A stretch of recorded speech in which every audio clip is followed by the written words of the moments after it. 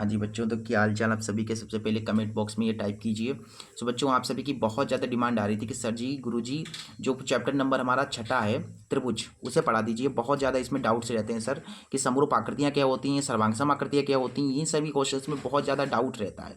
ठीक है, तो बेटा आप आज से हम जो है जो ट्रायंगल आपका जो त्रिभुज चैप्टर है उसे स्टार्ट कर रहे हैं। और बेटा इस क्लास में हम त्रिभुज को जानेंगे, त्रिभुज क्या है, समरूप आकृतियाँ क्या होती हैं, सर्वांगसम आकृतियाँ क्या होती हैं, और साथ ही साथ हम प्रश्नावली 6.1 को भी सॉल्व करेंगे। फिर अगली क्लास में 6.2 एंड उसके बाद जो नेक्स्ट क्लास आएगी उसमें हम 6.3 को सॉल्व कर देंगे। ठीक है, यानी कि 3 क्लासेस में ये पूरा चैप्टर खत्म हो जाएगा। लगातार क्लासेस आएंगी। ठीक है, तो चैनल को सब्सक्राइब कर लेना बेटा अगर आपने नहीं किया है तो, और वीडियो को तो लाइक कर ही दीजिएगा। चलिए बेटा स्टार्ट करते हैं। तो बेटा सबसे पहले आप सभी को समझना होगा कि त्रिभुज होता क्या है। वैसे तो आप सभी को पता होगा कि त्रिभुज क्या होता है, लेकिन बता देता हूँ कि कोई भी ऐसी आकृति जिसके 3 कोण होते हैं या जिसकी 3 भुजाएं होती हैं उसे हम त्रिभुज कहते हैं, उसे हम ट्रायंगल कहते हैं। ये तो आप सभी को पता ही है। होगी कि सर ये इसमें क्या नई बात आपने बता दी, ये तो सबको पता है कि सर जिसके 3 कोण होते हैं और जिसकी 3 भुजाएं कह सकते हो होती हैं उसे हम त्रिभुज कहते हैं। जिसके 3 कोण हो या जिसकी 3 भुजाएं उसे त्रिभुज कहेंगे। मैं कहूँगा बहुत बढ़िया। ठीक है, मैं कहूँगा बहुत बढ़िया है, तो सबको पता होगा। लेकिन अब हम आपको सब बताएंगे कि समरूप आकृतियाँ और सर्वांगसम आकृतियाँ किसे कहते हैं। ठीक है, देखिए बेटा ये चीज़ हम समझते हैं सबसे पहले, उसके बाद जो प्रश्नावली है उससे सॉल्व करेंगे। ठीक है बच्चा, चलिए बेटा देखिए। सबसे पहले बेटा समझिए समरूप आकृतियां होती क्या हैं। ठीक है, नाम से ही आप समझ सकते हैं समरूप यानी कि जिसका रूप क्या हो, समान हो। बेटा जिसका रूप कैसा हो, समान हो, जिसका केवल रूप समान हो, ठीक है, उन्हें हम समरूप आकृति कहेंगे। मतलब ऐसी 2 आकृति जिनका केवल रूप समान हो जाए उसे हम समरूप कहेंगे। जैसे कि हमारे पास 2 आकृति हैं। ठीक है, एग्जाम्पल के लिए मैं यहाँ पर ले लेता हूँ। एग्जाम्पल के लिए हमारे पास एक आकृति ये है, मतलब एक छोटा सा त्रिभुज बना हुआ, एक बड़ा सा त्रिभुज बना दिया मैंने। अब आपसे मैं पूछ रहा हूँ कि बताइए क्या ये दोनों त्रिभुज समरूप हैं कि नहीं है, बताइए क्या इनका रूप समान है। आप देखिए सबसे पहले इनका रूप समान है। अगर इनका रूप समान होगा तो ये समरूप होंगे। देखिए बेटा इसकी कितनी भुजाएं, 1 2 3, 1 2 3 इसकी भी भुजाएं हैं। इसके कितने कोण हैं, 1 2 3 कोण हैं। समझ रहे हो ना, तो इनका रूप कैसा है, समान है। तो क्या हो जाएंगे बेटा, ये समरूप हो जाएंगे। क्या हो जाएंगे, ये समरूप हो जाएंगे। समझ गए बात को, मतलब जिसका केवल रूप समान हो, आकार पर डिपेंड नहीं है कि आकार कैसा भी हो सकता है। अब आपको कि गुरुजी ये छोटा है और ये बड़ा है, तो इससे कैसे, ये कैसे बराबर हो गया, नहीं, आपको आकार ना आकार से कोई मतलब ही नहीं है, केवल रूप समान होना चाहिए। जैसे कि एक लड़का यहाँ पर खड़ा हुआ है, ठीक है, और एक लड़का यहाँ पर खड़ा हुआ है। ठीक है, अब भाई ये क्या है, ये लड़का है, ठीक है, और ये भी लड़का है। समझ रहे हो ना, तो इनका क्या है, रूप बिल्कुल समान है। इसके भी 2 हाथ हैं, इसके भी 2 हाथ हैं, इसके भी 2 पैर हैं, इसके भी 2 पैर हैं, इसकी भी 2 आंखें हैं, इसकी भी 2 आंखें हैं। मतलब पूरी तरीके से इनका रूप समान है, तो उसे हम समरूप कहेंगे। समझ गए बात को। अब तो कभी जो है डाउट आपके माइंड में नहीं आएगा ना। ठीक है, अब समझ लो सर्वांगसम किसे कहते हैं बच्चा। ठीक है, सर्वांगसम क्या है भैया, सर्वांगसम नाम से ही समझ जाओ। जैसे कि इसका नाम क्या था, समरूप, यानी कि जिसका रूप समान हो। और सर्वांगसम का मतलब क्या हुआ, देखिए क्या लिखा हुआ है यहाँ पर मैंने, सर्वांग सम। नाम से समझो सबसे पहले। ठीक है, नाम से ही डिफिनेशन इसमें लिखी हुई है, मतलब पूरी डिफिनेशन इस नाम में है। देखिए सर्व यानी कि सभी, ठीक है, सर्व अंग, देखिए सर्व अंग यानी अंग आ रहा है, यानी कि सभी अंग कैसे हो, सम हो, यानी कि समान हो। मतलब जिस आकृति के सभी अंग कैसे हो, समान हो, उसे हम कहेंगे सर्वांग सम। मतलब ऐसी 2 आकृति या 2 से अधिक आकृति कह सकते हो, या ऐसी 2 आकृति जिनका अंग समान हो, मतलब जिसकी सभी पार्ट्स बराबर हों, उन्हें हम सर्वांगसम कहेंगे। जैसे कि हमारे पास एक वृत्त ये है और एक वृत्त ये है। इसकी भी त्रिज्या 4 सेंटीमीटर है और इसकी भी त्रिज्या 4 सेंटीमीटर है। देखो बेटा इनका जो रूप है वो बिल्कुल समान है।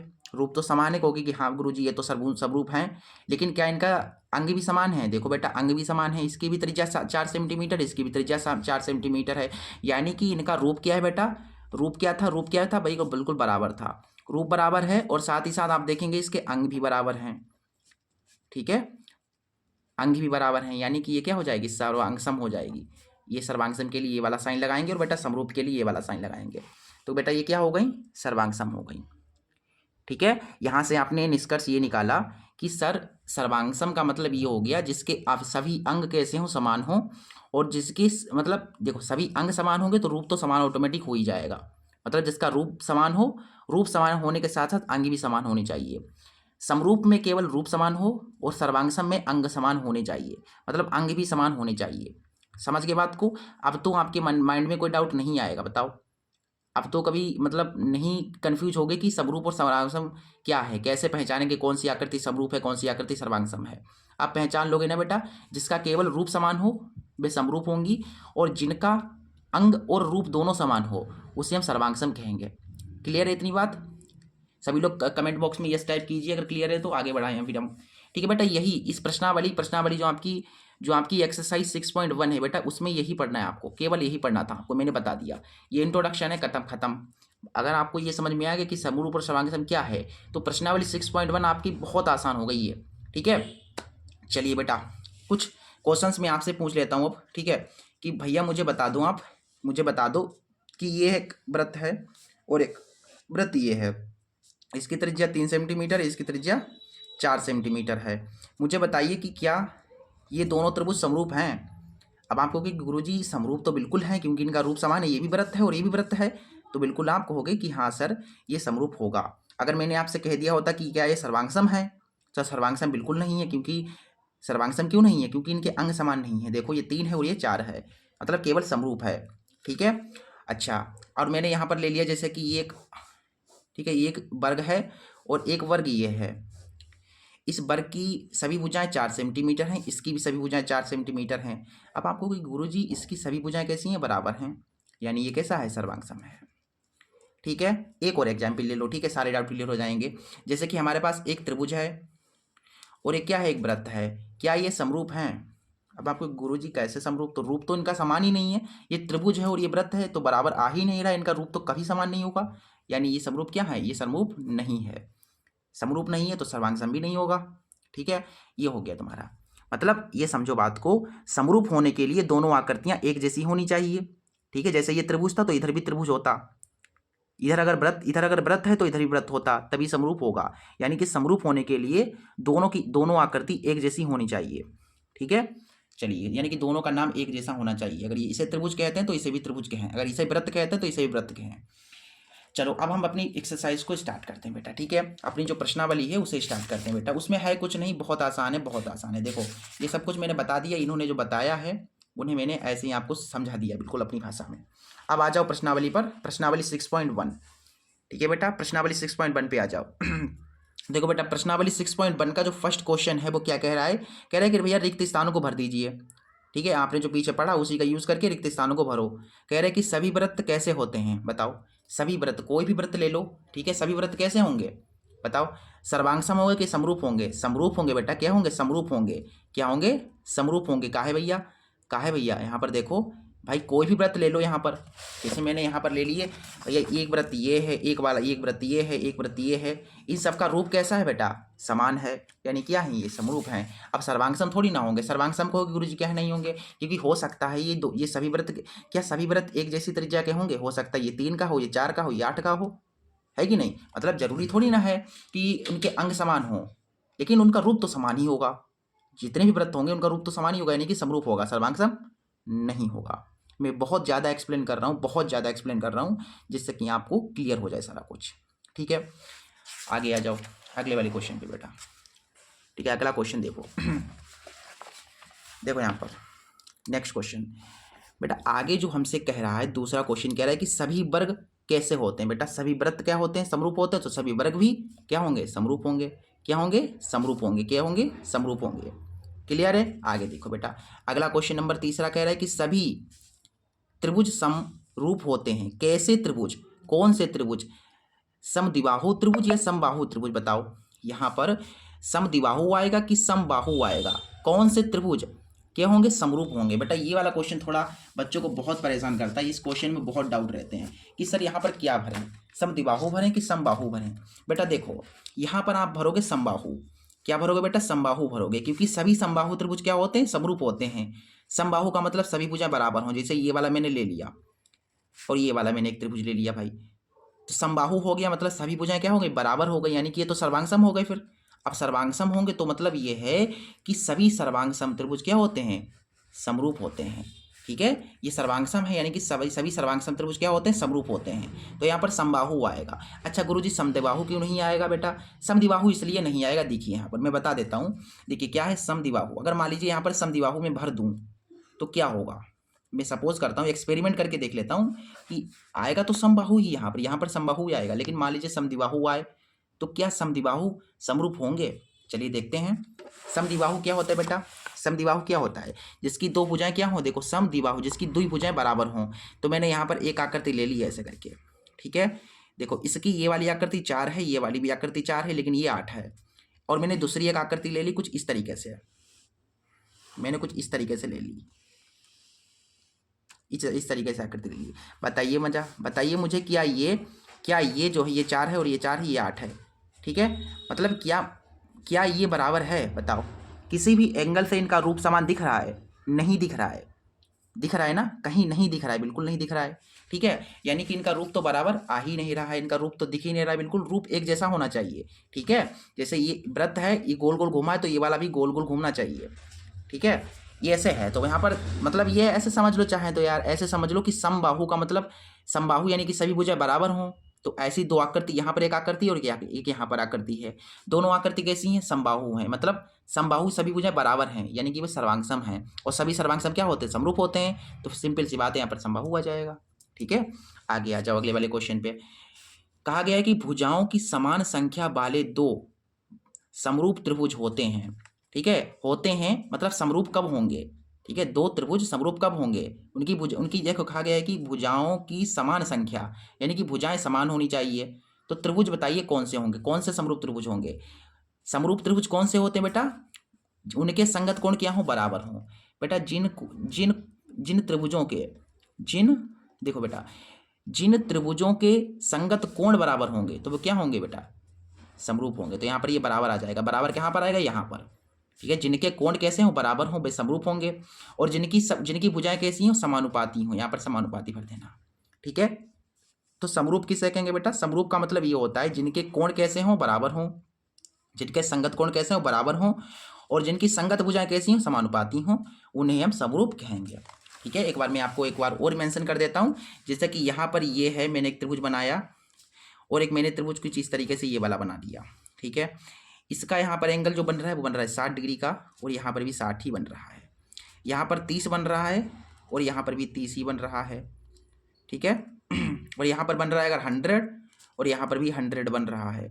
इसका मतलब ये है, देखो इनके संगत कोण क्या है? बराबर है। देखो यहाँ का कोण भी 60 है और यहाँ का संगत कोण बराबर है। देखिए इनके संगत कोण बराबर हैं। अगर संगत कोण बराबर है तो इनकी भुजाओं का जो अनुपात होगा वो भी बराबर होगा। तो ऐसे त्रिभुज क्या होंगे? समरूप होंगे, ठीक है। मैंने बता दिया भाई, जिनके संगत कोण बराबर हों और जिनकी संगत भुजाएं समानुपाती हों तो ऐसे त्रिभुज समरूप होंगे, ठीक है। आगे आ जाओ।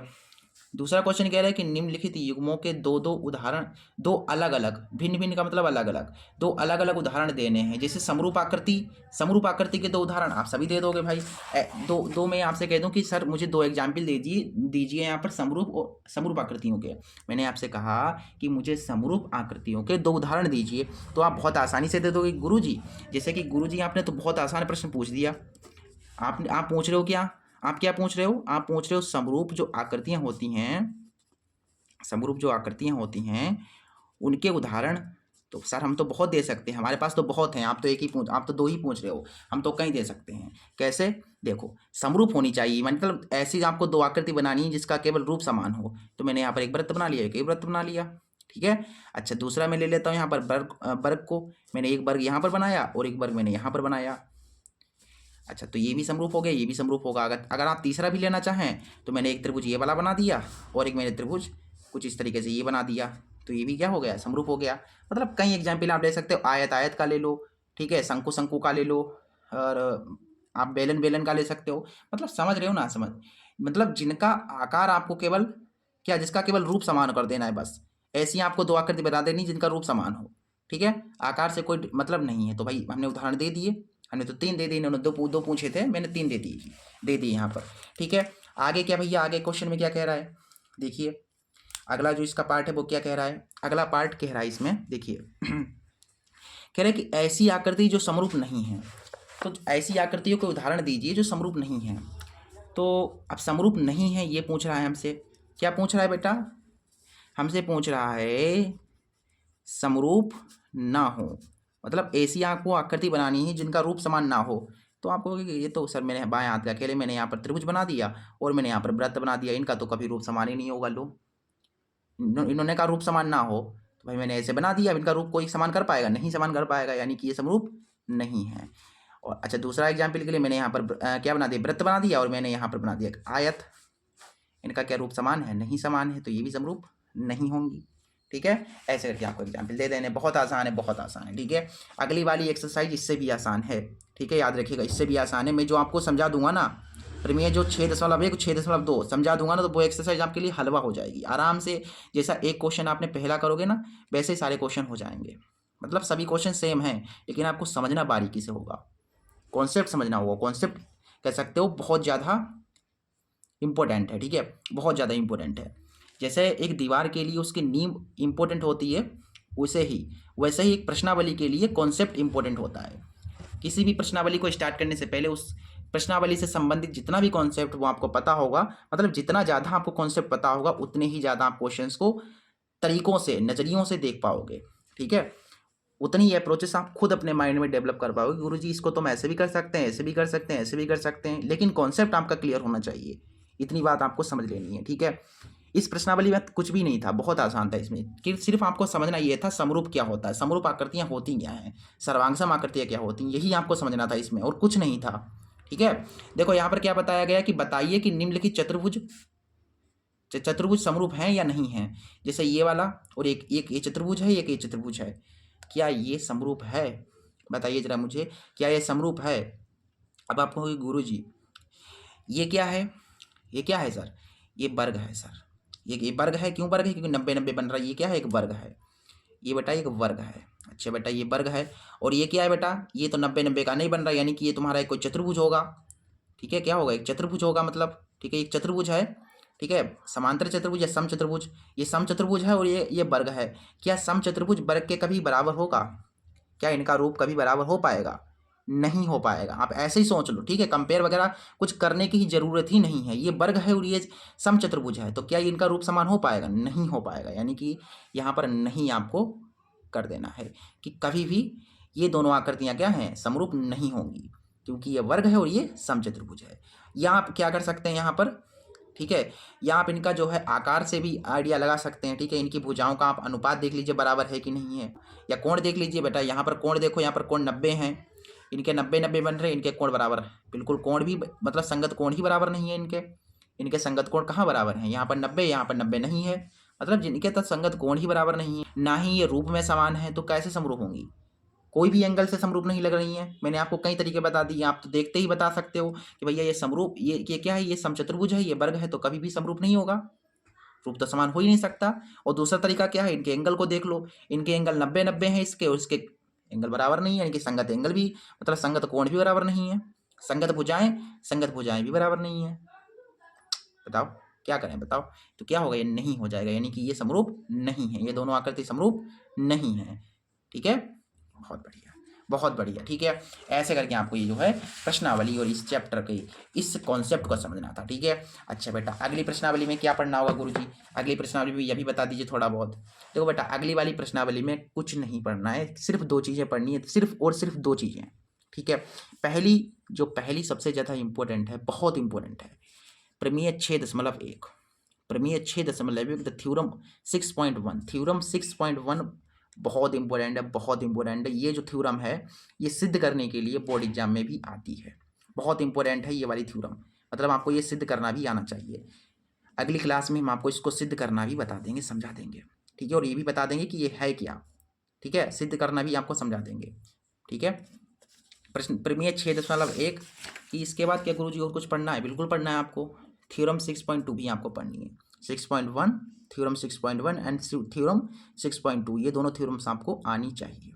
ठीक है, अब ये दोनों थ्योरम आपने अगर पढ़ ली, बढ़िया करके समझ ली, इनको सिद्ध भी करना आपको आ गया, तो ये जो प्रश्नावली आपकी है, इसके जो एग्जाम्पल्स हैं उन्हें तो आप आराम से उड़ा दोगे हवा में, मतलब आराम से, बिल्कुल बाएं हाथ का खेल हो जाएगा आपके लिए। ठीक है, बहुत आसान हो जाएंगे, लेकिन जो थ्योरम हैं, जो दोनों थ्योरम 6.1 एंड 6.2, वो पता होनी चाहिए। और इनके ये जो क्वेश्चंस हैं, इन्हें तो आप हलवे की तरह बिल्कुल हवा में उछाल कर फेंक दोगे। ये क्वेश्चन बहुत आसान है बच्चा, बहुत आसान है, लेकिन कंडीशन ये है कि आपको 6.1 एंड 6.2 समझनी होगी, बिना समझे आप यहाँ पर आ जाओगे तो कुछ भी समझ में नहीं आएगा।